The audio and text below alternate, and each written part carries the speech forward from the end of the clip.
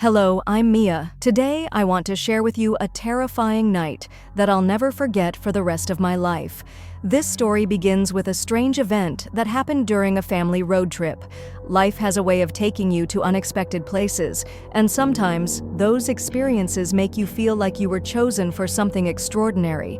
For us, that place turned out to be the mysterious and paranormally infamous Stanley Hotel. It was an ordinary autumn day. We had been preparing for this trip for a week, and today was finally the day. My mom, dad, younger sister Alice, cousin Jessica, and I were all set to hit the road. Our journey started in Denver and was supposed to take us to Wyoming. My family and I were enjoying the road trip, singing songs, laughing, and having a great time. Everything felt perfectly normal. As we left the city behind, the breathtaking views of nature mesmerized us. Majestic mountains, endless forests, and scenery straight out of a movie. But then, out of nowhere, our car came to an abrupt stop. With a loud, unsettling noise from the engine, the vehicle refused to move. My dad got out to check the problem. He inspected the engine but quickly realized the issue was more serious than he could fix on his own. We were stranded in the middle of a long, deserted road with no one around to help. The daylight was fading, and we knew we had to figure something out before it got dark. To make matters worse, our phones had no signal, and the area around us felt eerily isolated. Fixing the car was out of the question, and my dad was at a loss for what to do. That's when my mom noticed some faint lights in the distance, glowing like they belonged to a grand manor. "I saw a hotel sign a little while back," she said. "I don't remember the name, but this must be it. Let's head there." We didn't have any other choice. Gathering our important belongings, we quickly made our way toward the lights. As we approached, an unsettling feeling began to creep over me. The place looked distant and abandoned, like it hadn't been touched in years. But with nowhere else to go, we had no choice but to check it out. We hoped the hotel could help us arrange for a tow truck and provide us with a place to stay for the night. This was definitely not how we'd planned our trip, but we had to make the best of it. Little did we know, this would be the beginning of an experience we'd never forget.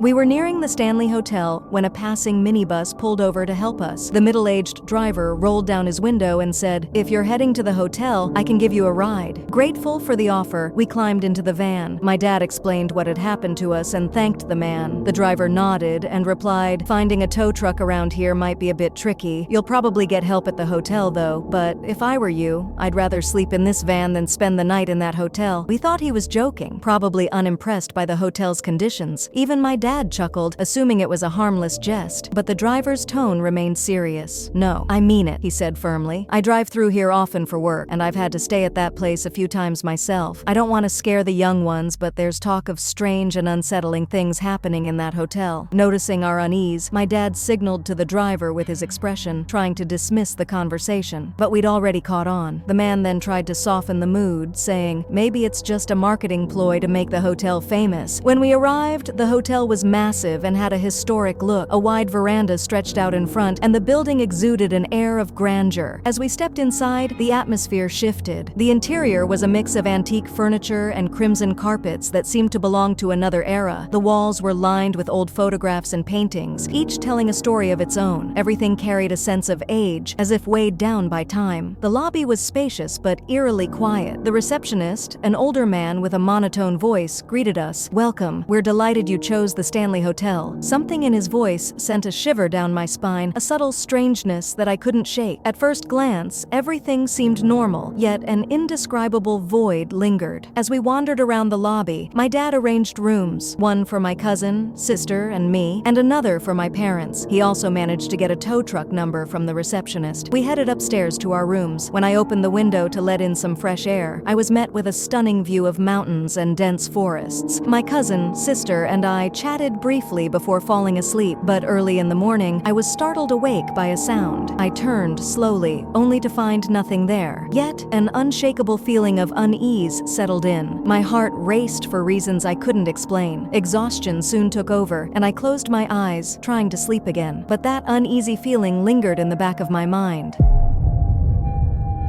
Late at night, I woke up abruptly to the sound of something in the room. I sat up and listened carefully, my heart pounding in my chest. Unable to stay in bed, I started pacing the room, trying to locate the source of the noise. Then I heard it, a soft, persistent tapping, almost as if someone was knocking on the door. Gathering my courage, I opened the door and stepped into the hallway. The light in the corridor was dim, and though it was quiet, the atmosphere felt unsettling. I made my way to my parents' room and knocked gently. They were still sound asleep, completely unaware of anything unusual. As I turned to return to my room, I froze. From the end of the hallway, I could hear faint piano music coming from one of the rooms. The soft melody carried an eerie quality, as if it belonged to another time. Back in my room, I tried waking my cousin and sister, but no matter how hard I shook them, they wouldn't stir. It was as if they were under some kind of spell. I went back into the hallway, drawn to the haunting music. My fear grew with each step, but the unknown, what might be waiting in that room, terrified me even more. Slowly, I approached the door where the sound was coming from and peeked inside. The room was filled with old furniture and various musical instruments, including a grand piano. It looked like a forgotten parlor from decades ago. Suddenly, the windows in the room began opening and closing violently, as if caught in a windstorm. The furniture trembled, and the piano started playing again, this time more forcefully. The keys moved, but no one was there. An invisible force was playing the piano. My legs trembled as I instinctively stepped back, only to bump into something solid. I turned quickly and gasped. Behind me was a large mirror. What unsettled me even more was that the mirror hadn't been there before. As I stared into the glass, my reflection appeared cloaked in a swirling black smoke, distorting my image. I could feel my breath quicken, panic rising within me. Without a second thought, I ran back to my room. Shaking with fear, I managed to wake up my cousin and sister, then hurried to my parents' room to wake them too. My voice trembled as I tried to explain what had just happened, but the words seemed to fall short of describing the terror I had just experienced.